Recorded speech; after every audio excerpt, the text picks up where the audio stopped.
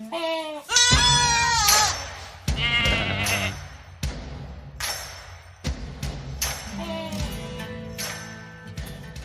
there's a global pandemic.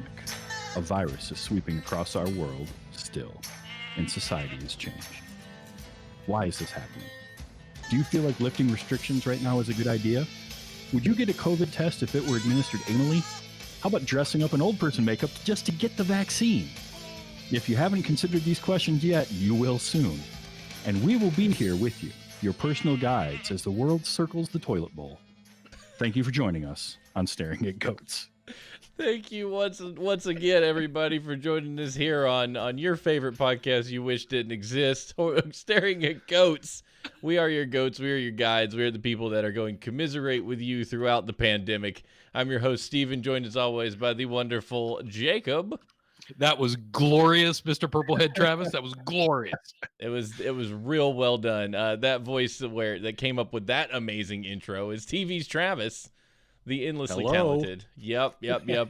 Michigan correspondent. Probably the greatest decision that Jacob and I have ever made was to just go, should we make Travis just a permanent guest? Like, think he'd be down for it? And there was almost a unanimous, no question, yes, we should do that. We should offer it to him. It was an immediate, let's just, please. I hope he accepts. Yeah. And every week I will strive to make sure you don't regret that. Impossible. We'll never regret it. You don't have to strive for nothing. But yeah, man. So here we are, another week. I'm back in the normal, the regular old orbiting HQ. Had to get back in, kick it a few times, and got started back up. So audio quality should be awesome. Not that matters to anybody, because you know what? You are all here and you enjoyed yourselves. You know, that's the key. It's about the content. Right. But we have survived yet another week. It has been a weird, wild week in the news. Like you do a show on a particular thing, like a global pandemic, say, and you never know what you're gonna get. You're like, it's gonna be a slow news week where nothing happens, or it's gonna be a big news week. This was like big weird news week. Like there's just stuff happening everywhere. But before we get into that, as we always do, and keep in mind we also have some emails, voicemails, and stuff later. So don't go anywhere. Hang out for the end of the show because we got some actual people who called and wrote in and said all kinds of stuff. It's going to be great. It's going to be great. Lots of opinions. Yeah. But to start off with, I want to hear from Travis. I want to know how you've been doing in this last week. I miss sleep right now. And I know that, Jacob, you have a young one.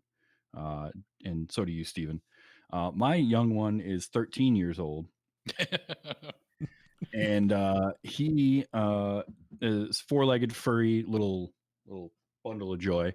But I don't know what he ate. I don't know what he got into, what's going on. But I have not gotten more than 2, maybe 3 hours of sleep at a time in days. Because and the worst part about it is I'll go to bed, I'll nod off, I'll be perfectly asleep, and then all I hear is from the other end of the house, I just hear this loud bark. And it's him at the door, and he needs to go out now. So it's not just that I'm waking up 2, 3, 4 times a night. It's that I have to wake up and go outside in the frigid cold and stand there while he wanders the yard, sniffing, but never actually pooping. And then finally does. And I have to like trick him because he won't stay outside if I'm not out there. Like he doesn't like to be out. He doesn't like to be away from me. So after a few minutes, I have to like walk into the garage and close the door and just stand there for 30 seconds and trick him into thinking I'm just leaving him out there. And then I open up the door and he's standing there waiting to come back in. But he does his business real quick and then comes back. Yeah. So I'm hoping that we're on the downside of that so I can actually sleep a full night because it's starting to catch up with me now. Yeah. Well, Steven, he is 91 years old. So you do have to. I mean, sleep is not great early and late in life, so maybe it's the whole 91 years old thing. Yeah, probably. Life, I'm sure that doesn't help. Yeah, we start in diapers, we end in diapers. That's how it works, and we end up being cared for in the same way we started being cared for. So you might be venturing into that territory of just you're a caregiver now, Travis. Yeah, pretty much. Taking care of the old man. I'm fine. I just, want sleep. I miss Yeah. sleep. I It's feel torture, you man. there. I think it's funny we're all three in that position, but all three of us have different scenarios In for. different stages of it. Yeah, you got the old man. Jacob's got the youngest one, and I just have a kid that won't stay asleep for whatever. There's nothing can be done. It's just the way it works. Yes, I was told that they would eventually sleep through the night. That's a lie. That's a farce. There's no truth to that. Not without drugs. No. But anyway, speaking of drugs, Jacob, how's your week been? I've had a great week. I've had a Good. real good week. So today, this day, 1 year ago, North Carolina had its very first confirmed case. 1 year ago today. Since then, we have confirmed 860 some odd thousand, 100 odd thousand, 868 or 869,000 of them. We've had well over 11,000 people die. It's been a wild ride this year. In our first show, I thought it was going to be short lived. I was certain it was going to be short lived. I remember sitting there with Landon going, should we really be putting any time into this? Because I'm just not sure if it's going to have the legs. Spring was in our rear view, and we were like, oh shit, this is going to be a thing, isn't it? This is going to be like a long thing. But, here we are coming out of winter. Half of the adults in our inner circle are vaccinated. Today, our governor in North Carolina was vaccinated because our state made vaccines available to all the frontline and essential workers. In 3 weeks, we're making it available to all the folks with underlying medical conditions. There are a significant number of people around my office that are getting vaccinated, that have gotten vaccinated. Word around the campfire is more about, well, who's getting vaccinated? Have you been vaccinated? What are your thoughts? How's your arm doing? Blah, blah, blah, blah, blah. That's word around the campfire right now. And, research, it's moving quickly with pregnant folks and with kids. And, we're talking about things like that. Services are starting to slowly reopen in North Carolina. We still have the mandates, the 3 Ws, the wash your hands, wait 6 feet, and wear a mask. I know some other states don't, but our state still does, which is kind of cool. And, we're starting to see some schools reopen, and, they're using the same precautions that some of the studies in Wisconsin use to show that, they can actually reopen safely and with low transmission rates. This fall I was doom and gloom. And even into the winter I was doom and gloom about this. And my job over the last few years has been the exact same type of research that has been going on for this vaccine relative to clinical trials, development of technologies, etc. And that's been my livelihood for the last 15 years. And I know what it takes to get there, and it's just years and years and years worth of studies. And we've been able to condense it where here 1 year today, to the day of actually diagnosing our first case in North Carolina, we've got thousands of people that are vaccinated. We've got all of these things that are happening that I just mentioned. The water cooler's a buzz. The conversation has shifted more toward, what does reopening look like? What are we thinking about here, guys? Because we're on the cusp. So let's plan this thing right. And so I'm kind of pumped. I'm ecstatic. I've got a kid that wants to meet the rest of his family. He's never met his family before. I've got a kid that wants to meet his friends. I had a buddy of mine come over the other night, and we stood on the back porch, socially distanced, and chatted, and just I enjoyed that little bit of time, and I realized that, man, my cup needs to be filled by people, and I think I'm in the same boat that Steven was in, but I'm on the other end of that. I need to see those people, and I'm ecstatic that it's coming. And I see all of these things happening. And I guess that's my reflection 1 year to the date is, man, we have come so far in a year. And to have a vaccine coursing through my veins and to have a vaccine coursing through a whole bunch of people's veins 1 year after the first case was diagnosed here in North Carolina, that's pretty freaking amazing. I don't know what anybody else thinks, but that's where I'm at today. I'm pretty happy about the whole situation, as happy as I could be relative to COVID-19. That's awesome. I mean, It is. that's where you should be. It's taken a year, and I'm glad that you bring up that a year is a short amount of time in science terms. Yeah. A year is Yeah. pretty darn quick to get back to normal. Yeah, you sounded a lot like I was sounding last week, where the people that you haven't seen, the variety of social interaction is like Mhm. key to sanity. That's it really is important. I think Yeah. so. Coming off my trip last week to the beach for a week, I had time to sit and think and just be in some sunshine for a little bit. Luckily, we got like a couple days of 65-degree and sunny weather. And sitting out on that porch and just listening to the water and not, I don't think I went to Facebook maybe but one time while I was there.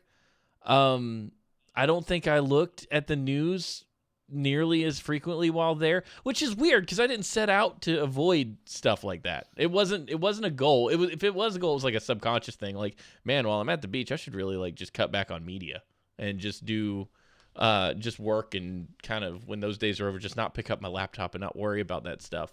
Um, and I think it had a positive effect on me, as I imagine it would anyone, because the Mhm. world's such a dumpster fire. But it was really great being away from that, and we also got to do a few things with Sam. We took him to an aquarium. We were the only 3 people in the entire building. I think there were 2 employees walking around sweeping, but other than that, we were by ourselves. And that was super cool. He was so excited just to be literally anywhere. He was running 90 miles an hour all over this aquarium. I learned that giant otters are as tall as me. That I didn't know, which was fun. Learning Nice. facts, seeing things, playing on play equipment that was fresh off the morning because nobody was there. That was cool. And going to a couple parks, and we've since quarantined since then, just to be sure, we aren't carrying anything. But there was nobody around. I feel like it's relatively safe. Um, but that was cool. That was all really refreshing. And then this week coming back, and there was sunshine today. I went for a walk, and I got to give props Mm. to head gamer in the Legion of Dorks, Woo woo. Sean, who is really good at the mental health research, and was talking about the gains from just being in nature and stuff today. And I seriously Mhm. felt that from just going out on a walk. I didn't want to. I have a lot of work to do. I have a lot of work to get done. I'm a programmer. I have to sit and be there and type things, and I've got a project that I'm really passionate about. But I was like, you know what? I'm gonna put some coffee on this afternoon. I'm gonna go for a walk like I'm supposed to. I'm just gonna walk, and I remembered why I used to do it every day, and I'm gonna get back to that because where it was raining and cold, I stopped for a while just because Yeah. didn't want to be in the rain and the cold walk like stupid. So I made myself go do it today. I'm like, oh, thank God, spring's almost here, and that's gonna be more of a comfortable exercise. Yeah. I actually took the dog out today and the sun was out and I thought, oh, in a few weeks when this snow melts and I can go, I can take on a Saturday morning, I can take him and go hit a trail Yeah, and things. Because I tried doing that a lot last summer and it completely changes your day. Yeah. yeah. I agree with that. It changes who you Thir- are according to Head Gamer as a person. yes. Throw 30 pounds in a backpack and go on a ruck. Yeah. Mm-hmm. I know that's something I'm going to start doing. Yeah. Also, by the way, today is also the 1 year anniversary of Weird Al saying, "No, I will not do my Corona." I just thought I'd throw that out. Yeah, very, Damn very it, Why Weird good. did? Al. We want you, Weird Al. We need you. Where have you been? Yeah. Oh, Be the he's doing jukebox. work. He just didn't want to do that song, I know, but we and need and him. I don't blame Forget him. everybody else. We need him. Maybe Ray Stevens would do it for you. You just There gotta you look go. at another, or what's that other Cletus T. Judd? It's another one of those. Cletus. Remember Oh Cletus? yeah. Yeah, Ray Stevens in the Uh, Mississippi Squirrel Revival. Gotta remember that. He's kind of fun still. He's still around. I don't know what he's doing, but I can't he's believe he's he's still around. around. Yeah, I thought he was like 90 years old when I was a kid. Mhm. He's one of those immortal people that just looks old when they turn 35. You're Yeah, like, you're pretty just much. old, but you're not. They're really young. Um, that's cool. Well, good. I'm glad everybody's doing it. It seems like outside of Emerald's troubles, and we got to get Travis some sleep. Uh, Things are generally looking up, and I'm hoping that this is us coming out of the fog of winter, where winter just sucks balls through February. We're now coming into March. Sam's birthday is next week. Like, there's things to look forward to. Tater Tots turning a year old in April. Woo, woo. We've made it. I think that's going to be more of a celebration for us that we've made it through a year than it is for him. He's going to be like, what is all this craziness? I'm like, yes! Birthday! He doesn't. 1 year, baby. Buy yourself a really nice bottle of scotch because he doesn't give a flip. But you do. I'll buy a whole big bin of boxes so that he can just play in the boxes, and I'll spend the rest of the money on the scotch. Yeah, seriously, that's all you need. It's not for them; it's for you. Your marriage and your sanity made it. And from here, it's mostly dealing with what you've dealt with before, and it just gets easier. And it's new struggles, but it's 3. You're aiming for 3. You get there, and life is easy street for at least a couple years. Just get to 3. Even though my mom always said the 3s were the worst than the 2s. She said the 2s were fine. She said you got crazy at 3, which tracks. Sam got crazy at 3. Yeah. So, just one foot in front of another. That's all you do. Keep moving forward or die. Make your decision. Make your choice. All right, y'all. Let's get into a little bit of the isolation report. Stop doing anal COVID tests. Sincerely, Japan. They're real upset about this. Tokyo has requested Beijing to stop taking anal swab tests for COVID-19 on Japanese citizens because the procedure causes psychological pain, a government spokesperson has said.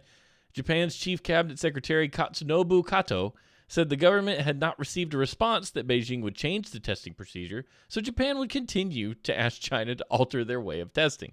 He says some Japanese reported to our embassy in China that they received anal swab tests, which caused a great psychological pain, Kato told a news conference. It was not known how many Japanese citizens received such tests for the coronavirus, he said. Asked about the complaint, Chinese Foreign Ministry spokesman Wang Wenbin, so I don't think that's how you pronounce that, said Beijing's testing methods were science-based and in accordance with the changes in the epidemic situation as well as relevant laws and regulations. It's mostly BS. Stool tests may also be more effective in fighting infections in children and infants as their waste carries a higher viral load than adults. Research at a Chinese university in Hong Kong said in a paper published last year. So basically, there is research to say that you can learn about whether someone has COVID through their stool. But there is nothing that says that an adult it's better to swab their anus than their nose. There's nothing. This is just China being like, hey, Japan, we got history. Yes. And I would like to take this out on your people. Because, we know China's not above taking out their frustrations on people. So, anyway, screw you, China. Japan's like, you didn't even take me to dinner first. I mean... No. You get a gift certificate to, like, some Chili's or something? I mean, maybe I'm wrong, but doesn't usually testing stool mean that you put it into a cup? You don't have to get it from the tap? Do you poop directly into the cup, or do you have to do you fetch it? Well, that I don't know. I think you could do either or, but or just do this number. No, gross. No. No, even wearing gloves, no. I'm not catching my own poo. That's the worst. That's the worst idea. But the water would contaminate it if you let it drop in the. Maybe you could poop in a bucket. Just poop in a bucket. I think Ashley's done that. She could show you guys how. That once. Yeah, I've done that. That's nothing. Yeah, you go to that in the roofing crew. Yeah, any campsite, you're gonna poop in a bucket. That's normal. Mm-hmm. Yeah, no one should have to poop in a bucket. Thank you, Ashley. Feel strongly about this. Look, when I worked on the roofing crew, we couldn't always go inside the customer's house. Yeah. So we had a tent and a bucket just in case. There you go. I would be on so many Wheaties and I would be so regular out of fear. That is what I would be so scared. When I went to the Dominican Republic, I took 2 boxes of Wheaties in my suitcase, or frosted mini wheats, and I ate them every morning. I checked with other people, like, you taking care of business in the morning? Because once we're in that bus and we're going around, you're gonna poop in a hole if you're not careful. So, like, I ate my frosted mini wheats. I was clockwork. 9 a.m. Coffee does the same thing now. Yeah. Oh yeah. Coffee's taking complete control of my bowels. Yes. Yeah. By the No, way, so speaking no of taco Japan, trucks for lunch. oh sorry, go ahead, I what's just Kelly in the chat. No taco trucks for lunch. Right. that? But speaking of Japan, Ashley and I have been watching. We actually just finished Age of Samurai. It's a documentary on Netflix, and it's fantastic. It pulled me in, it sucked me in, and it's a documentary about the period of war leading into the Edo period, or I don't even know how to pronounce it, but it just was fantastic. We enjoyed the heck out of it. So, Age of Samurai. yes, Age of Samurai. That's what it is. You heard it here first.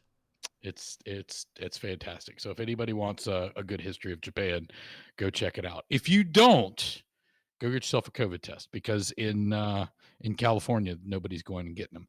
Plunging demand for COVID-19 tests may leave U.S. exposed.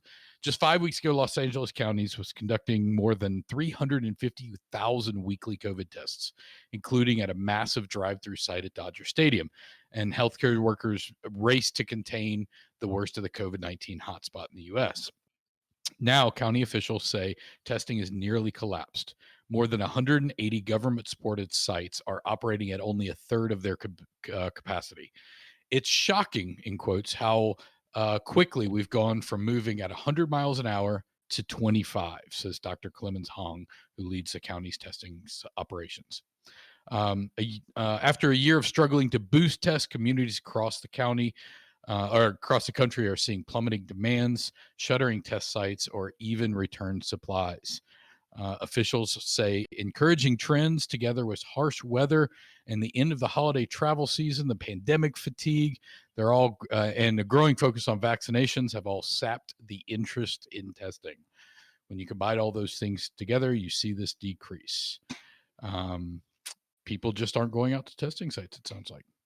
But why not? Like, what people were going out to begin with? Like, this seems to allude to the fact that people are getting sick but not, or symptomatic and not wanting tests. Or were people just testing more often because they thought maybe this allergy I think I have is a COVID? Mm-hmm. Yeah, it could have been. I think there's some of that, and I also think that we're past Christmas now, right? And everybody wanted to go see Grandma, and so they did a lot of tests in December. Same way in November with Thanksgiving, and then whenever they came back, I mean, a lot of companies were offering either COVID tests for people coming back to work, or they were trying to make sure that they were okay to go back to work and or go back to school in some cases, or do other things. So I feel like January was taken care of by those kind of tests. But now that we're into February and March, there's not that big event that people are trying to go to, right? Yeah. Till St. Patrick's Day, baby. Oh, the Hibernian, the Irish pub trolley, baby. Here we come. Yeah, I'm worried about that. I hadn't thought much about different holidays. Easter's still a good ways away. But St. Patrick's Day's coming, and people gonna have their beer and partying, and I'm anxious to see how that. Now that there are more vaccines, now that springtime's coming, we're over those other two waves. If there's gonna be an increase there, we'll have to keep an eye on that. I'm interested in As it. if I needed another reason to avoid any bar on St. Patrick's Day, I have more this year. Yeah, I haven't been to a bar on St. Patrick's Day in almost 15 years. same. I think last time I was at a bar on St. Patrick's Day was I still lived in Beckley, West Virginia, and I went to McAdoo's. And I was even old enough to go to the bar. Like my parents were drinking at the bar, and there was a band playing, and they told me to come down and they would get me in. So I went down and they were like, "You come in, just act like you're supposed to be here." I watched the band play. That was a great time. Couldn't drink. Had a great time. Yeah. Last time I went to a bar on St. Patrick's Day, my brother got married. Nice. And that was maybe 8 or 9 years ago. Yeah. Yeah, I think it was 8 or 9 years ago. But yeah, my brother got married. He met his wife in Savannah on St. Patrick's Day, overlooking the Green River, because they dye the river green every year. And that's how he met his wife. They spent 15 years together, had 3 kids, and they decided, hey, it's about time to get married, huh? And so they got married on St. Patrick's Day at the Justice of the Peace. So I met them in downtown Raleigh. They got married at Justice of the Peace. I watched them. I signed the papers, and we went to an Irish pub right afterwards. I like that. There you go. Hey, we've done all this. You think we ought to get married now? Sure, makes sense. That's good. Oh, well, maybe people aren't getting tests because there's more vaccines. Here's a couple of women dressed as grannies trying to get the COVID-19 vaccine in Florida, officials say. So, two Hmm. women tried disguising themselves as grannies in a failed attempt to get a second dose of the vaccine. So, yesterday we realized a couple of young ladies came dressed up as grannies and got vaccinated for the second time. Dr. Raul Pino, director of the Florida Department of Health in Orange County, said during a press briefing Thursday. So, I don't know how they escaped the first time. The two had valid vaccination cards from their first shot, but on their second attempt, there were issues with their driver's licenses. Deputies issued the two women's trespass warnings after their dates of birth did not match those used to register for the vaccines, the Orange County Sheriff's Office said in a statement. The names, however, did match. In body camera footage obtained by ABC News of the women being issued the trespass warnings, a deputy admonished the two for their selfishness of stealing a vaccine and called the incident ridiculous. You know what you've done? You've stolen a vaccine from somebody that needs it more than you, the deputy is heard saying, as the women sit in a car in a parking garage. And now you're going to go get your second one. And that's a whole waste of time. That's a whole bunch of time we just wasted here on this. Good for that deputy. Give him a what Yeah. for. Dress I him mean, down a little. it might as well. I could probably dye my beard gray. Put a little makeup on. I can certainly walk like I'm in my 60s, but I'm not going to do that. I don't understand the thought process here. Yeah, it's I just mean, I do. It's cheating. selfish, It's but cheating. These idiots are just trying to jump line. It's Florida seems to be the state to pay attention to. Now that people aren't charging into Capitol buildings with weapons, we're now Oh no, looking. they're doing that tomorrow. They shut down.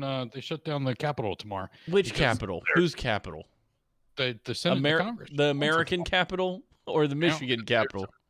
credible evidence that suggested that there was going to be another attempt Oh to yeah. take over the Capitol building, so they shut them Well, down for tomorrow. Sorry, that but anyway, QAnon March 4th, Trump's still president because Biden's going to take his face off or something. I don't know what that's all. oh right. Anyway, but beyond that, just complete shenanigans that makes no sense. Florida's back in the news with like the elite communities, wealthy communities getting vaccines and getting them ahead of time and all this stuff.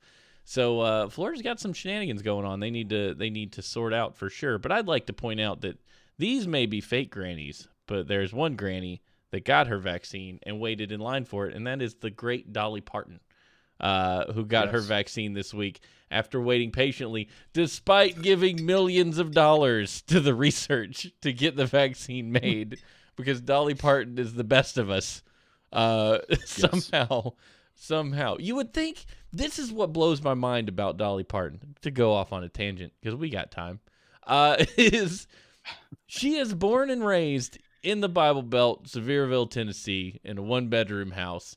And she is the most understanding, kind, welcoming person on the planet. Like, and it's completely goes against stereotype of where she should be in her plan and where her headspace is. She's just awesome. I read a story about her talking about Dixie Stampede, and now they just call her restaurant the Stampede. It's not Dixie Stampede. And they were like, well, they clearly censored Dolly Parton, and she can't use the word Dixie anymore. And she was like, oh, no, we just took it down because I learned it offended people. She's like, why would I keep doing something that bothered other people? It doesn't make a difference to me. I'm like, you are a gem. Why do more people yeah, my sign upset people. Why would I do that? I'll just change it. No big deal. Dolly Parton. It happens some. That's what's happening with Dr. Seuss right now. I don't know Yeah, if you read sure. about that. Yeah, I Yeah, heard about they're stopping publishing of some of his books. It's the foundation or the trust or whatever in his name Yeah, they that stopped kind it. of hold all that. They're the ones saying, no, we don't want to publish these books anymore. And it's just 6 I- books. It's not red fish, blue fish, one fish, two fish. Right, Yeah. it's 6 that nobody ever reads. It's and, 6 that no and one they have a valid cares. reason for it. Sure. And well, I will say this: they started writing those books in 1937 and wrote them all the way to 1990. I mean, Yeah. there's a lot of flipping books. Number one, Mhm. but I do feel like when you stop publishing books for those kind of reasons, it goes down a slippery slope quick. It can. It does, but if it wasn't the people that control, are basically in it's essentially Dr. Seuss at this point that's saying we're Mm, not going to publish them anymore. it's It his would be trust. the It's same. his kids. It's the people Yeah. that Sure, but it's not the that government saying we're not going to allow right. the Yeah, It's yeah, not the yeah. books. government Yeah, which Agreed. or is the Yeah. publisher themselves. It's not like the publishing yeah, house saying we're not going to publish your book anymore. It's them saying, you know what, we're not going to publish this one anymore. yeah. So I get what you're saying, and it is a bit of a slippery slope. But if it wasn't the people responsible for it, it would be like Stephen King saying, you know, that thing I wrote, maybe I'm just going to not do that one anymore, Yeah. Well, that would be. and that wouldn't be I don't know that. though. But If it's as Stephen close King as that as. died today, and then 20 Mhm. years from now, his great great grandson, or 50 years from now, his great great grandson said, "You know something? Stephen King was a bit of an asshole, and I don't like what he wrote. I'm going to pull his books." I don't think anybody's Yeah, arguing that Dr. Seuss wasn't an a-hole. I mean, Okay. you go back far enough, and everybody's an a-hole. This is the thing that'll drive right. me nuts. Is like go look up the writings or ideas of anyone from 1927. Like Oh, very sure. few of them are going to pass muster today.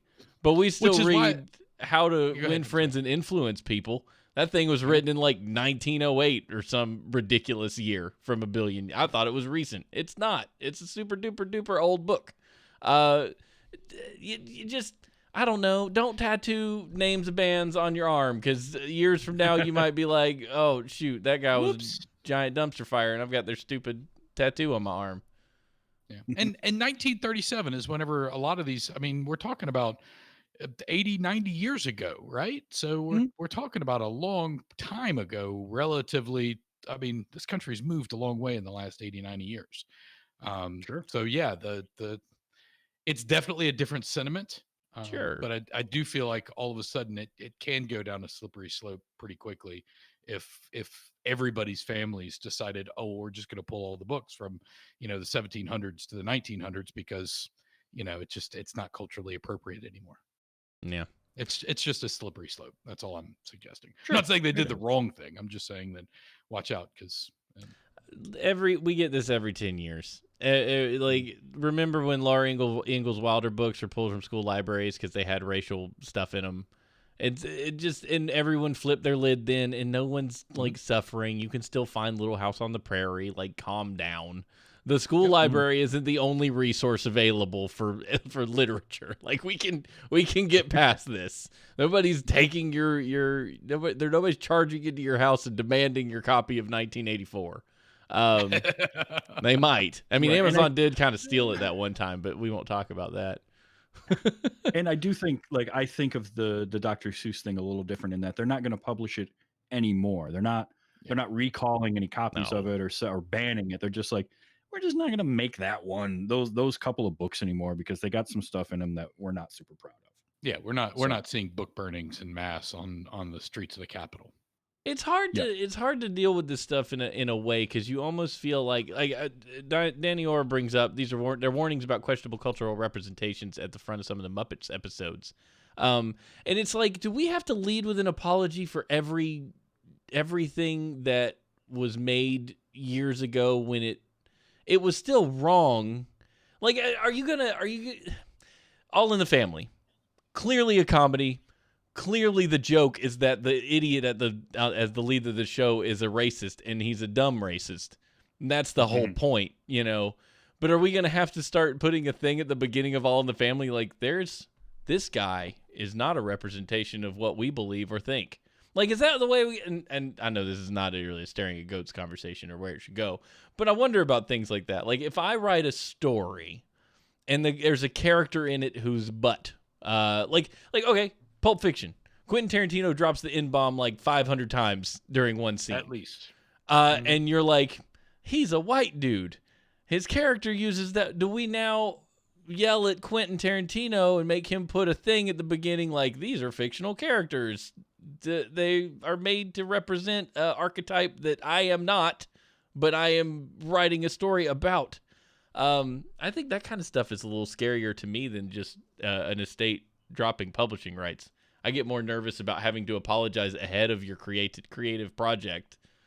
Like, I don't think like this, but my character does, and I'm trying to make a point with it. You know what I mean? Yeah, but I think that's where a rating system comes in too, and why they have the rating that breaks down and says, offensive language, whatever, all the reasons why something has an R rating or TVMA rating or whatever. Yeah. But yeah.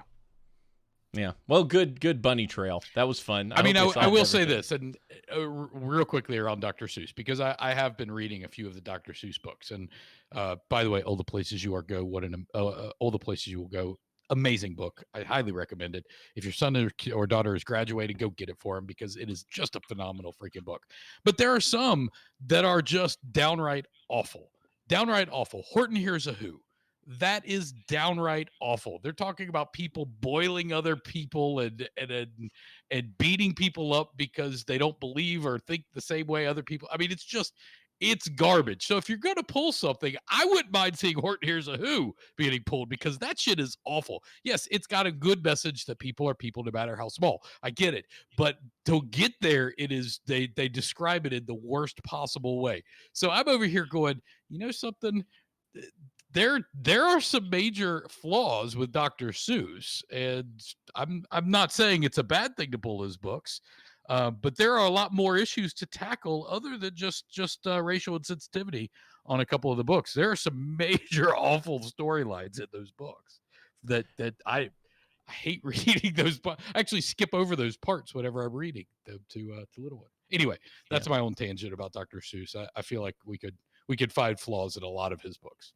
But yeah, I think that's fair. And Kelly says there's certainly a difference between adult stuff and stuff meant for kids, and I think stuff meant for kids should be more tailored and more appropriate for shaping their worldview. Not that Go Dog Go shaped my worldview completely, but it may have a little bit.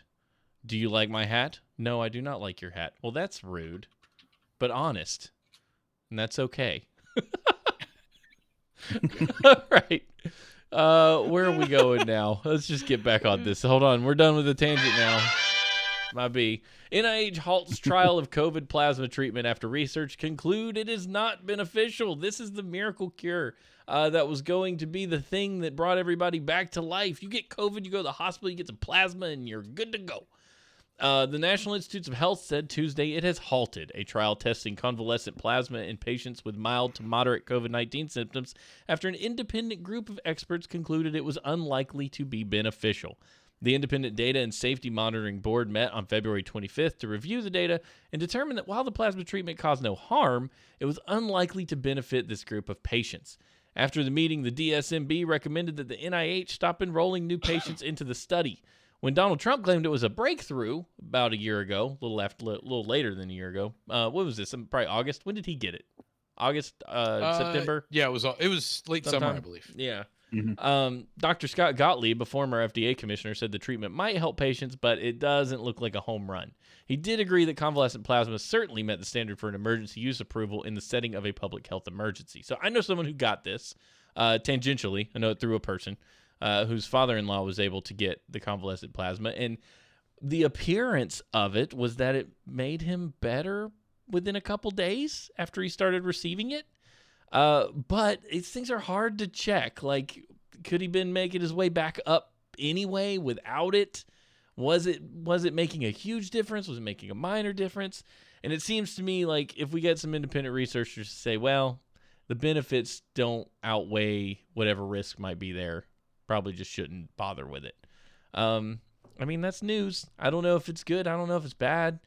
I think sometimes just having a thing that gives people a sense of hope in the hospital is almost as beneficial as not having it. But in that case, you could say, this is plasma, and you're winking at their power of attorney going, this is totally saline, but we're going to give it to him so he feels like he's getting something useful, The placebo effect. I mean, that's real. The placebo effect is flipping real. It works. Your brain has a lot of power over whether you feel good or bad. And I'm not saying that it's going to cure cancer. You can't solve every ailment with good vibes, but there are things that you can overcome with enough feeling of hope and you have a lot of control over how you feel, I guess.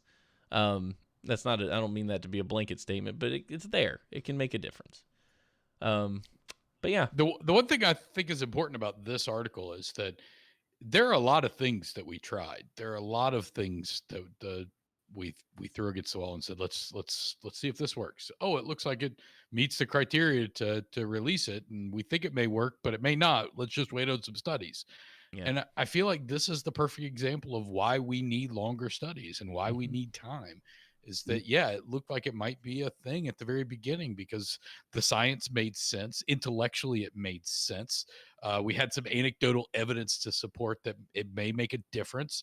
Let's do some studies to verify it. And the studies came out and said, nah, no, it doesn't do any difference. So now we're back to square one with it. Intellectually, it was a great concept, but it just didn't work like we thought it was going to work. So I feel like this is one of those swings and misses, but it's part of just the science that we're going through right now. I think everybody's learning about how science happens now, but it's in a very public forum instead of what used to be a very private setting because nobody really gave a shit. They just made sure that a pill was available for them to take whenever they had a problem. And as long as that pill's there, I really don't care how you made it. But now we care because it's the sooner you can make it, the better it is for all of us, right? Yeah. So I feel like it's a little bit more out in the open. And so you're seeing some of these failures, even though technically I wouldn't tout them as failures. I mean, yeah, it didn't work, but that doesn't mean that we were wrong by thinking what we thought.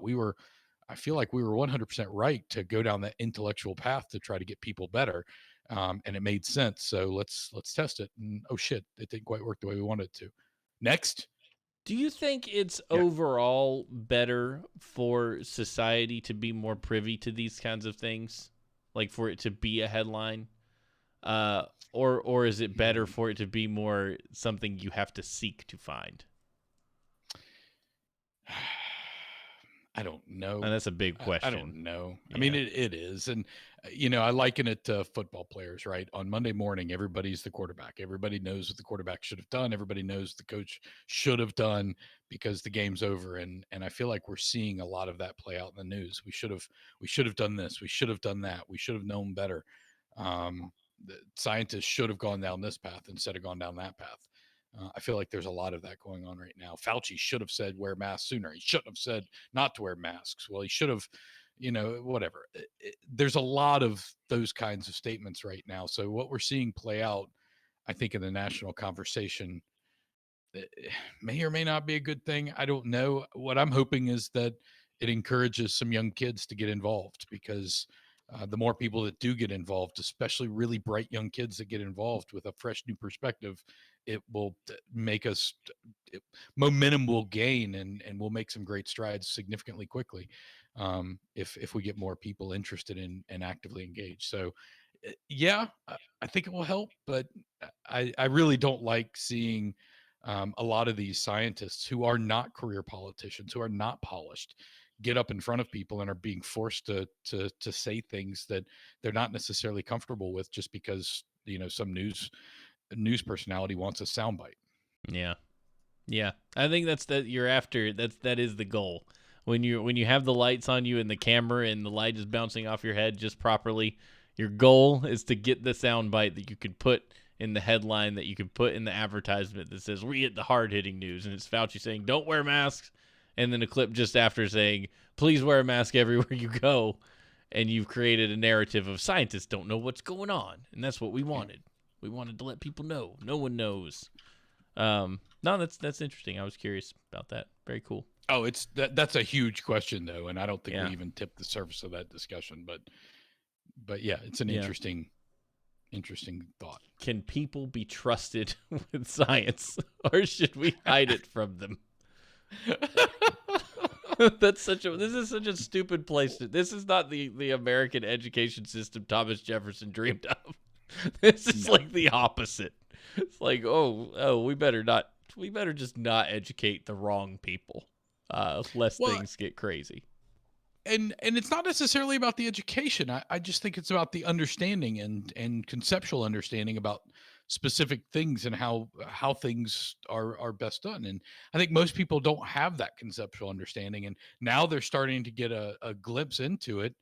And some of them are making some very broad assumptions that they don't necessarily know about, but they're making statements based on these broad assumptions that may or may not be accurate. And so I think it's leading us down some dangerous paths in some places. So Yeah. I think that's the only thing that I'm worried about is that assumptions are made without a full understanding, and then that always leads down a foolish path. Sure. Yeah, I can. If I assume my bathroom is 10 by 5 feet, and I buy all the tile for 10 by 5 feet, and then I learn that it's 10 by 8 feet, I have made a mistake in my planning. Yeah. I don't know if that's a good analogy, but it's kind of what it feels like sometimes. Yeah. All right. Anyway, talk about all Dutch right, sex. I want to talk about Dutch sex people. In a scene reminiscent of carefree cafe life before the COVID lockdown, Peter Bender, not like Bender from, what was the show, Futurama? Yep. This is a different Bender. Reached across one of the outdoor tables in, I don't have the set right, Dievois Bar? Sure. How do you That say sounds that? Dutch to me. Dievois Bar. That's not Dutch. And placed a cup of coffee and a slice of apple pie in front of one of the guests. The difference here is that his guest was an inflatable dummy.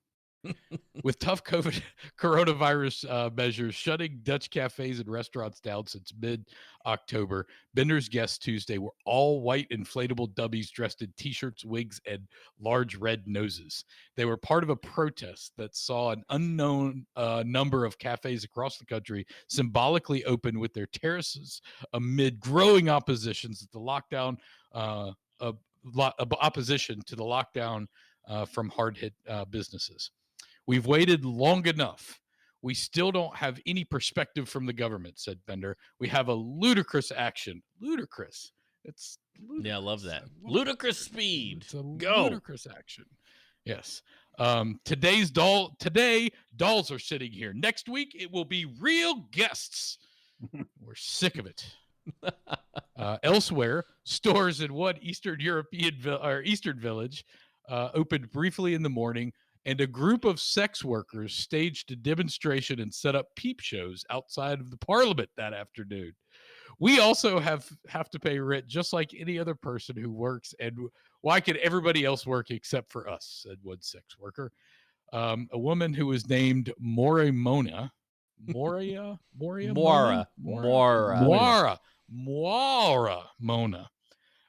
said she is a dominatrix and can work further from her clients than a hairdresser. This is my favorite quote. I mean, she's probably not wrong. Like, it's not an inaccurate statement. Read her quote. She's a national treasure. I don't want to. I can insult people from a distance, and I have whips that are longer than scissors for cutting bags. I'll be fine, she said. Yes. You get a Mora Mona. Mora Mona. You give them a what for? She's like, I can actually put distance between me and a person, not the hairdresser, and I can't do my job.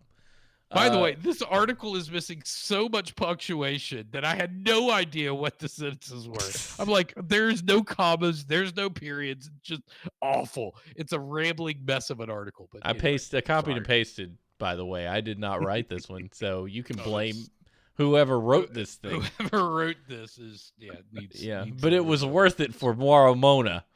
Because I was people from a distance, and I have whips that are longer than scissors for cutting bags. Yeah. Booyah! I'll be fine. I just read that they were doing a peep show outside of Parliament, and I'm like, well, Parliament got what they wanted, y'all. They locked you down until you gave it to them for free. They're not complaining. No, they're happy about this situation.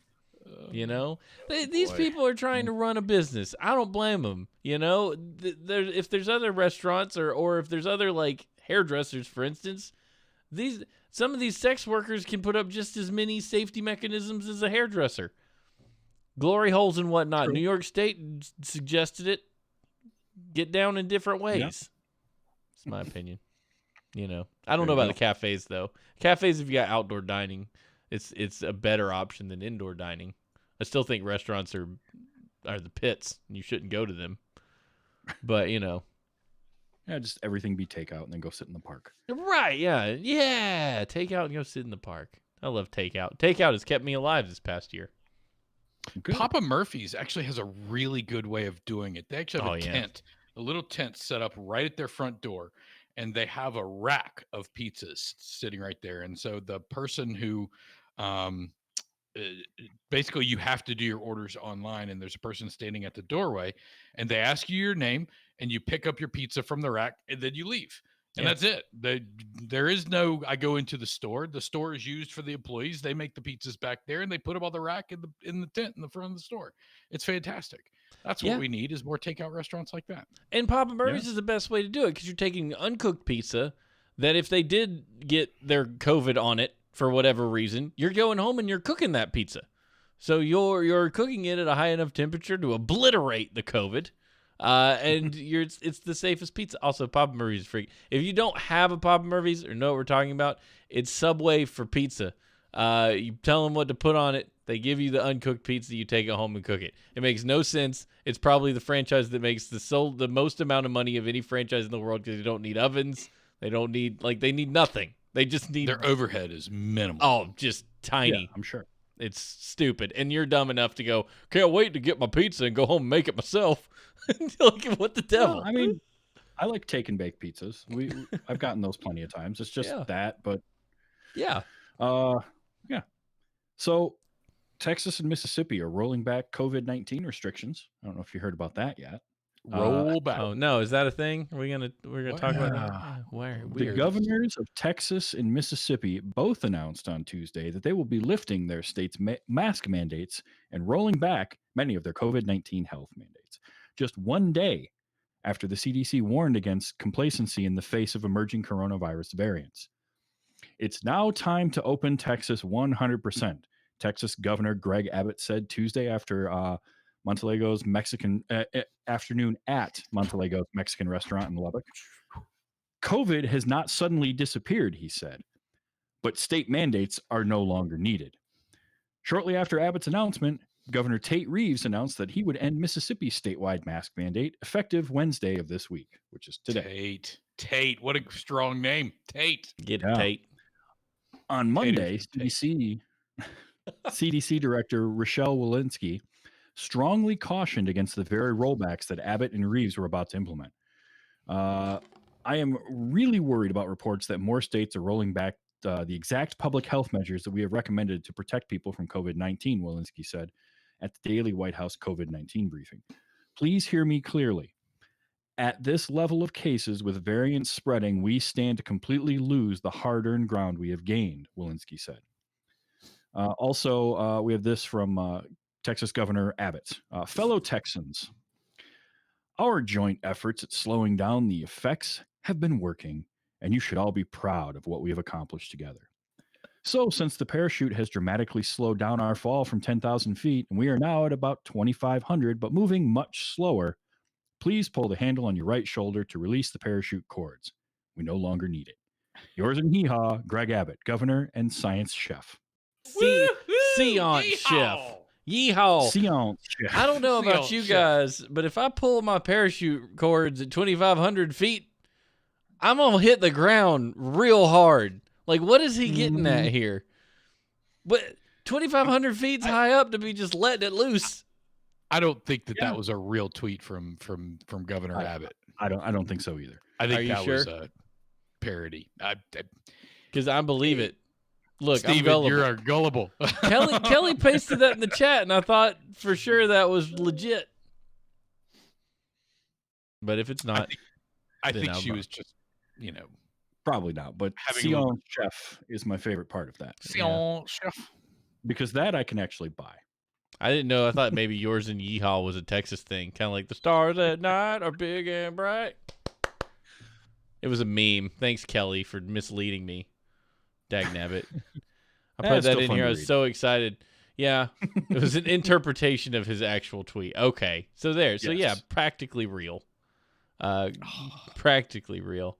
Yours and Yeehaw got me though. Yours and Yeehaw. Woo-hoo! I just thought that was a Texas thing. Texans are different than other people, and that's true, okay. Usually in the best of ways. Texas, like, is it true in Texas they can fly the Texan flag above the American flag, but they don't do that anywhere else? I've never really checked on that, but I had a Texan friend who said they did. Anyway. Wouldn't surprise me. No, it wouldn't surprise me either. Same level, Travis, not higher. Okay, still same different than level, pretty much equal, Okay. everywhere else. Yeah, equal height. That Right. makes sense. All right, good. equal. Well, Travis, what do you think about them lifting the restrictions the way they did? Governor Abbott, what do you think? A little early, maybe. Just a thought. I don't know. Like, no, don't do it yet. It's just not a good idea.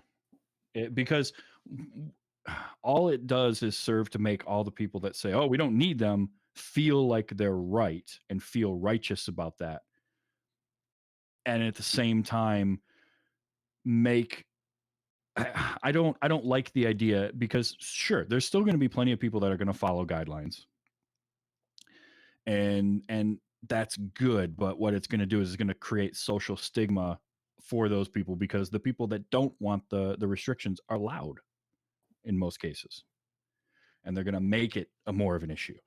And we're going to probably start seeing. My prediction is we'll see more news stories like we had a few weeks ago with the guy pulling a knife um, on somebody in his store because he told them not to wear masks. That's what I predict. Well, So, let's play devil's advocate for a second because a couple weeks ago we got a story related to California and Florida having two very different plans on restrictions, yet ending up with very similar numbers in terms of cases. Um, so I would be interested to see if these restrictions are lifted, if we actually see an uptick in cases.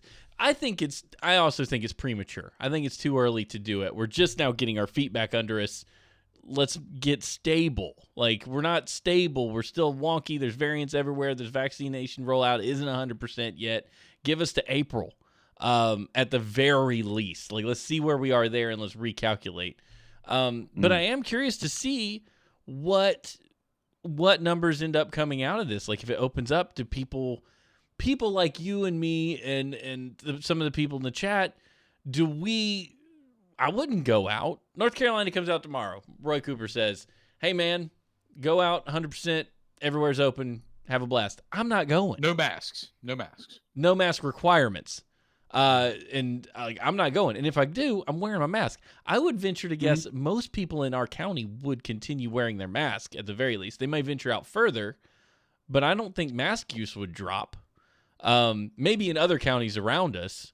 I'll tell you this, out there in eastern North Carolina where we were at the beach, the mask use was not as high as it is here. yeah, no, But they also had a significantly less caseload out there as well. If you look out at eastern North Carolina, there's more shades of pink where we're like red. So it's a whole different population and density and everything. Mm-hmm. But no, I but yeah. definitely would see a lot fewer masks around here if it was not a mandate. Yeah. I know that for sure. I still would be wearing one when I go out until I'm vaccinated and until I know that things are in good shape. Uh, Yeah. and even then, after that, I probably still will if I'm feeling sick at all. Yeah. But who knows? I mean, it's tough to say because you're right. The whole Florida California thing does give some interesting kind of data points to think about. I think it's too early. It feels too much like we're trying to declare victory. And it's been a year. Vaccines are here, and some people have started getting them. So everybody go back to normal. And that's the thing that I think is just way too premature right now. I would like to I see them think wait till after St. Patrick's Day.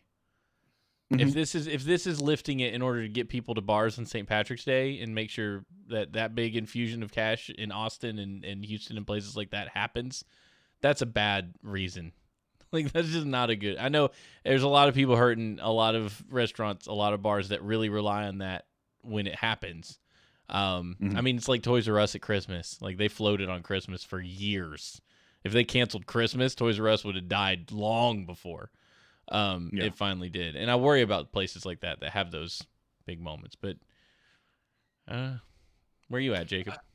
I think I'm struggling with the mask mandate because the governor, and I'll paraphrase, basically said, "Well, it's a personal responsibility thing. If you want to wear it for your own person, then feel free." That's not the reason to wear masks. He has a gross misunderstanding of science and why we're doing what we're doing. if that's what he believes. If he thinks that we're wearing masks to protect ourselves, then he is 100% wrong. He doesn't understand why we're doing what we're doing, and he shouldn't be in a decision to make decisions for the Texan people. That's my thoughts. I think the mask mandate was the thing that bothered me more than reopening. I think reopening was, we talked a little bit about the Florida and California, two different paths that they took. But to couch mask wearing as protecting yourselves or your own personal responsibility, no, it's not about protecting yourself. It's about protecting the people around you. It's about being kind to your neighbor. It's about taking care of the people that you love. It's about taking care of your grandparents. It's about taking care of your parents. It's about making sure that the people around you stay healthy and are here for the long term. And that's what it's all about. It's not about taking care of yourself. And to make it about yourself is wrong. That's where I think I have the biggest problem with the whole Texas thing. And I could probably rant for a couple of days about it, but I feel strongly about the mask component, because we're not doing it for ourselves. We're doing it for others. So if he came out and said 100% open, mask mandate stays, you would be more comfortable.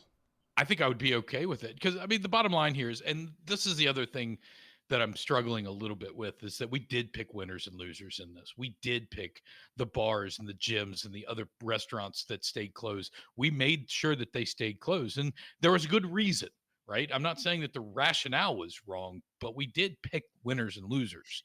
We picked businesses that could stay open, and we picked the businesses that couldn't.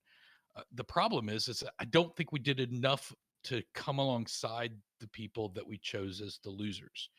We said, bars, you guys have to close, and we'll give you the PPP, but we'll make sure Kanye West gets that money, and we'll make sure that some douchebag down in Miami buys Lamborghinis with them. We're not going to make sure that you get them. That's the problem I think we had, is that when the rollout happened with all of the money that we had available to help and to come alongside these folks, I'm not sure that we did enough to make sure that it got into the right hands, because the bar owners really have spent a year shut down. They can't make rent. They can't make ends meet. They can't hire employees. They've got nothing to do. So I feel like we missed an opportunity to really come alongside them and make sure that they were okay through this, because we literally picked them as the loser in all of this. And the winners came out scot-free and still got the PPP loans and still got a whole bunch of money, and they still got to stay open. So I feel like we were a little bit, we had a few problems there with the rollout. And that's where I think the bar owners are hurting right now. And so they're coming out and they're bitter, because they do feel like the government has screwed them over, and the government has screwed them over. And they feel like we haven't done enough to come alongside them. And so now they're starting to rebel and say, no, we're going to open up 100%. And we're going to want to open up 100%. And also, by the way, F masks too. So there, up yours. I feel like that's where they're at, and I don't blame them. Yeah. Yeah. No, you said everything I was thinking. Yeah. I can't really follow that up with a whole lot. No, you hit the nail on the head. I think I look back to, was it one of the PPP bills or one of the relief bills that they did, that there was a contingency to have an inspector general or someone on top of that, and a board that would watch over where that money went, and it got nixed. And then that's how, yeah, it's the very first one. And that's how, like, I have kept my job through all of 2020 into 21. I've been doing fine. I wish I had a way to just straight up refuse that stimulus check. I don't need it. Like, give it to people who actually do, give it to someone that could use that extra money. Like, don't fight for another $1,400 for me. Fight for another $1,400 for someone who actually is in a dire situation. And I think that kind of thing needs to be done for the businesses too. Like, there's Alamo Drafthouse filed for bankruptcy today. That's heartbreaking. That's heartbreaking. And I know that the Alamo Drafthouse behind the scenes has had plenty of negative news stories about some of the way it's managed and things have happened. But that place is a treasure to me and Jacob. Like, that building means the world. And I don't know whether it's going to be open or not, because they're like, we're going to have to close locations. We don't know which ones yet. And I'm like, but that's mine, and I want to go back to it. It's right over there. Like, I would really like to go. And I feel like with the right application and the right oversight, the money could go to places that are suffering like them. But instead, like you said, Jacob, somebody walks around driving Lamborghinis off their PPP money. Kanye gets a PPP loan. Like, what the devil? That doesn't make any sense. Mm-hmm. So yeah, it's this whole thing. Everybody needed more help. And these are three people that are not coming from Texas. We're all No. on the outside looking in. And I think Kelly and Zafo in the chat have made some really, really good points about, if the schools lift the mask mandates, they're going to be fearful to send their child back to school. And, this is a complex discussion. And I feel like they have some really, really good perspectives. But we did ask a few folks that we know from Texas. So do you guys want to go through what some folks had to say? Yeah, I'll read the first one since I went out and got it. One of the people that we know from Texas who wanted to stay anonymous for this was just saying that it's premature. They would have much rather wait for more people to have access to vaccines. That other states lifted the mask ordinance with far fewer cases than Texas did, which I think is a valid point. High cases don't lift the mask mandate. That's stupid. Yeah. What do we got? County Judge Linda Hidalgo said, at best, this is wishful thinking, that COVID is somehow less dangerous than it was yesterday. At worst, this is a cynical attempt to distract Texans from the failures of state oversight and of our power grid. Now Ooh, that's interesting right there. Yeah. That is interesting. Because last week was a pretty rough week for Texas. Pretty rough week for Texas. When you go 3 days without water, that's worse than a rough week. That's the water. We are in a country where water is readily available for everyone. Like you and I, Jacob, have laughed at the concept of our father-in-law keeping a barrel of water in the garage. Just like, come on, dude. Like, it's not something to worry about. Now I want a barrel of water in my garage. It happened to people, and that's insane to me. 3 days. 3 days without running water is sick. Anyway, sorry. No, that's tough. But I think the county judge makes a pretty good point here to say, look, we're on the heels of this really emotional roller coaster that we had last week, and now is this a way to appease the citizens? Yeah. Can I get them back on my side by just letting them go out of the house again without a mask on? Probably. Like, is that the thing that buys him good favor again? Yeah. Certainly wouldn't be the first time that's happened. Would you trade your mask? Like, would you trade that? I thought, like, I'm going to hold all this vitriol about not having water for 6 days. I thought it was 3. Danny Orr said someone she knows has 6 days worth of no water.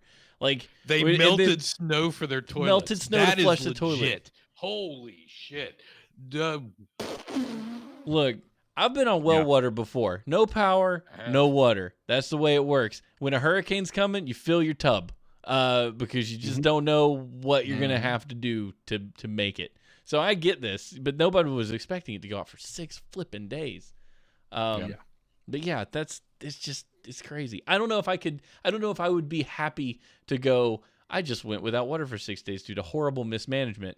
But I get to go out without a mask now, so you're forgiven, Texas government. Like, what the devil? Is that what it's going to take? Is that how easy it is to buy you back? For some people, it might. Yeah. Go ahead. We also, real quick, we did get one other one. I forgot to put it in the notes, but a friend of mine in Texas just wanted to point out that she's pretty appalled by the decision, but she is heartened by restaurants and other businesses saying that they are going to continue to require masks in their establishments. So she wanted to pass that along. Yeah. And there were, I think Amy had mentioned that Kroger was like, no, we're not going to stop the mask wearing. But I think HEB came out and said, is it HEB or HEB or how do you pronounce that? Somebody's got to correct me. Is it HEB? HEB. Whatever. I would call it. It's a grocery chain up there, and they're fantastic. I mean, I saw. I think Kelly shared that they gave away groceries on the days that they were without power. They just opened their doors and let people walk out with a whole bunch of carts full of groceries. They've done fantastic things for the community, but they're pretty much saying, yeah, we're not going to worry about the masks. And if you want to wear them, you can. You don't have to if you don't want to. It's the letters HEB. There it is. Okay. Yep. But yeah, we had some dorks weigh in on this too. Some dorks that are from Texas. I'm not going to mention who, but they are dorks from Texas. And I think overall their sentiments are a little disheartened. I mean, they think that the mask wearing in general is pretty quick to drop off. Even though, there are some people on Facebook that are posting that they are going to continue to wear masks, but they feel like it's probably going to wane pretty quickly. And disappointed, I think, is a pretty strong sentiment that they communicated. And there's a lot of political rhetoric that may be driving some of these decisions. And and we've talked about this from the beginning. When politics mixes with the science, all of a sudden it doesn't make for good decisions. And there's it definitely reeks of it. It may not be exactly what it is, but it reeks of it. That's for sure. I think the strongest statement that our dork friend from Texas made was, "I'm ashamed of my state and the way it is being run," and that's a tough statement to make, especially if you've spent a significant amount of time in the state that you live in, to have that kind of sentiment. So yeah, I think a lot of people are upset and disappointed and frustrated. And the other thing is there are some people that are really, really happy because small businesses can reopen now.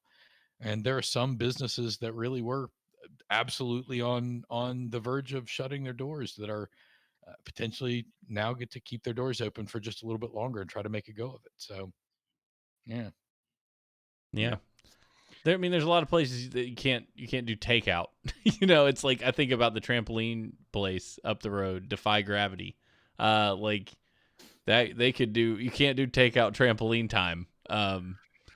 So, and I know they were pretty much nailed down, like lost a huge amount of revenue just because people weren't going. So yeah, I feel for small businesses. Like there's people at the end of a small business that this is going to mean survival for them. I think with that in mind, to refine the opinion a bit, I think I could get on board with what Kelly was saying. Mask mandate stays, open up, but at least wear a mask everywhere you go. And if there's a mandate, then there's repercussions potentially for somebody not wearing one. If it's like a law, I don't know if it's a law or a guideline or whatever you'd call it.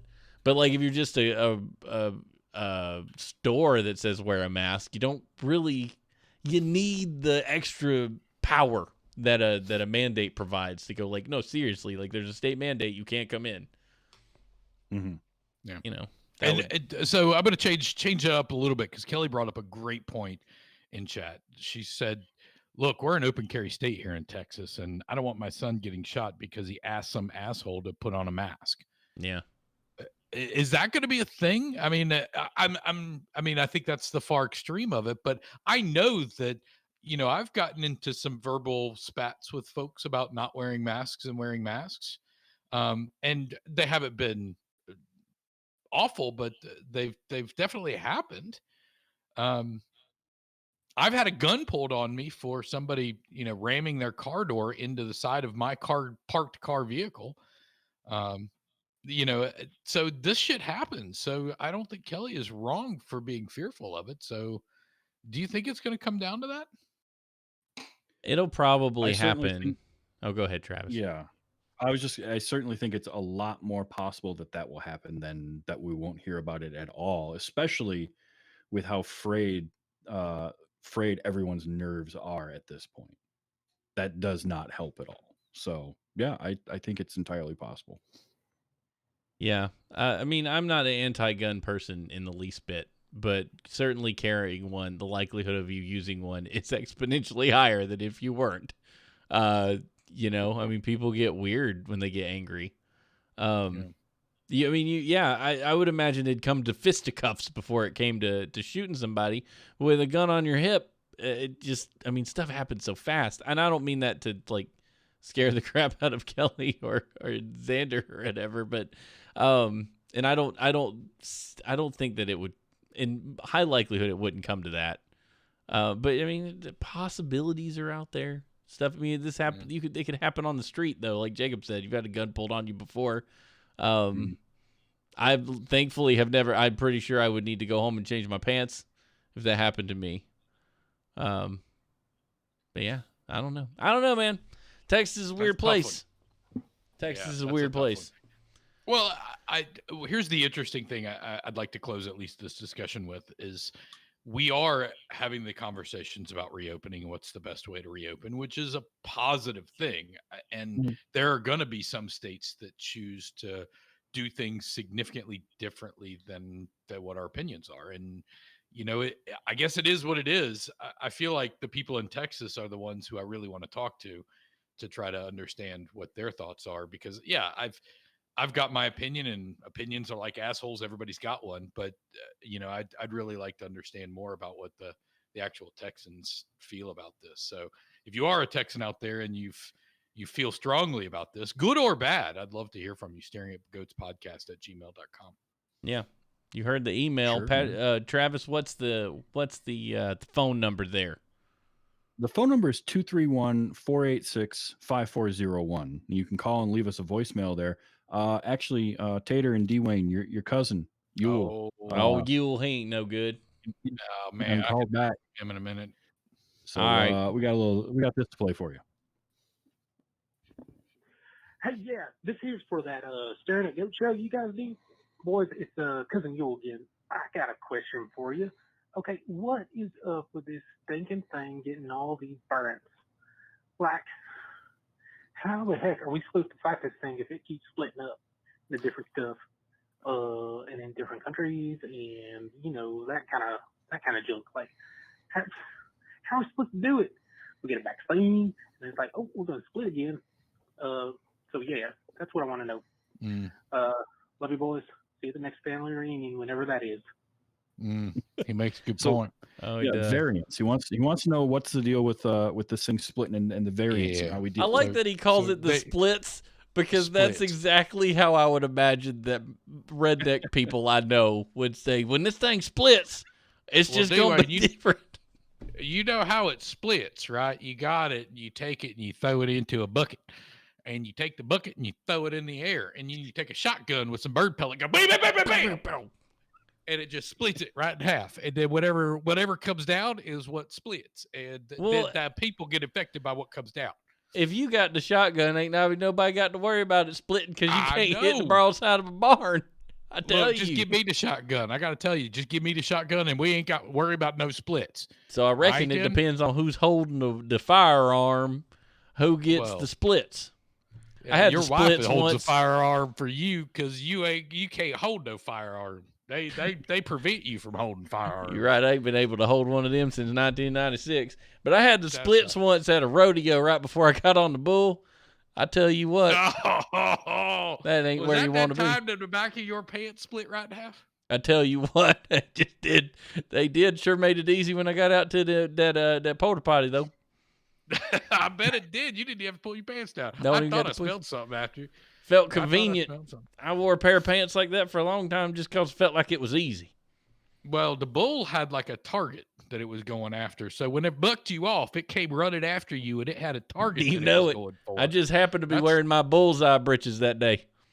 And I'm glad that the show clown jumped right in front of you and just pulled him off of you, because he would have had your rear end for sure. Oh yeah, I loved old Chuckles. God rest his soul. Chuckles, that's his name. I remember Chuckles. He was a good man. I got to tell you, he was a credit community. He was, sure was a pillar of the community, wasn't he? Yeah, look at that boy. Yeah, he was. Look at that boy. I need to get his mama a casserole. Oh, let's go do that. Let's go bring him a cow. I bet we can get one of them Stouffer's ones from the HEB Mart. Yeah, I can't cook. I know. We can go get one of those frozen ones and just bring it over there. I mean, she might have to cook it up, but she might eat it frozen. She likes them frozen things. It like a popsicle, a big old casserole popsicle. Just lick it. All you need to do is, that's right. Take a stick and just put it right on a stick, and then take it up, and then you got yourself a lasagna popsicle. I've done that before. I ain't above it. Oh, Lord. Thank you, Audie. Cousin Yule, for setting a trigger in us every week now. We need to make that comedy album. Yes. All I know is that we ended up with lasagna on a stick as a popsicle. That's where we ended. Oh, it was a fun trip. You never know wasn't it? where it's going to go, but it always goes somewhere fun. Yeah, that's you just start. Just pull the chain. We'll see where we end up. Oh man, well this is a fun show, you guys. Glad to be back in the saddle here. Talking about a little bit of COVID, having some good conversations, some deep conversation. Yeah. I want to hear your thoughts on what we talked about here tonight. It could be Dr. Seuss, it could be Texas, it could be masks, it could be How about we pose this question? If your state were to open up 100%, what stipulations would you like them to have in place to maintain safe yet open up all the businesses? I'd like to hear what your thoughts would be on that. Email us staringatgoatspodcast@gmail.com. You can also call us at 231-486-5401. We'd love to hear from you or stories of people around you. If you have a friend of yours that's like, the vaccine made my wiener fall off, we want to hear about that. So 231-486-5401. We appreciate everything. We appreciate you guys coming out and hanging out with us on these live show nights. It means the world to see our chat so active. So we appreciate that. If you enjoyed the show, tell your friends about it. Throw out a tweet when we go live. Be like, hey, I'm watching this show and it's real funny. And send people our way. If you really want to do something else for us, you could review the show on any of your podcasting services of choice.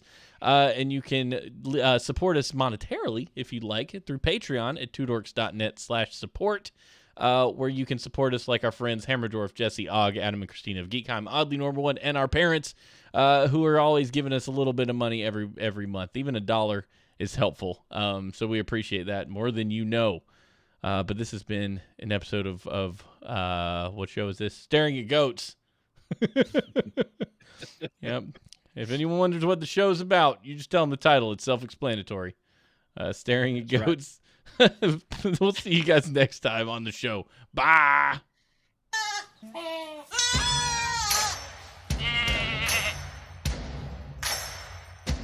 Man.